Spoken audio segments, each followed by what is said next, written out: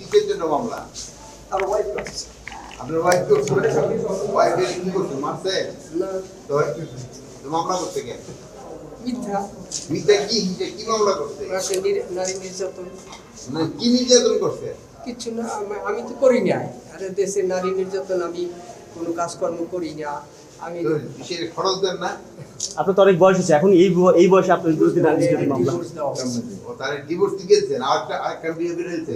বিয়ে করছি আরো আগেই স্যার। টোটাল কয়টা বিয়ে করছেন এই পর্যন্ত? 4টা। ও মাশাআল্লাহ। সেটা কারণ মরিয়ে গেছে দুইজন।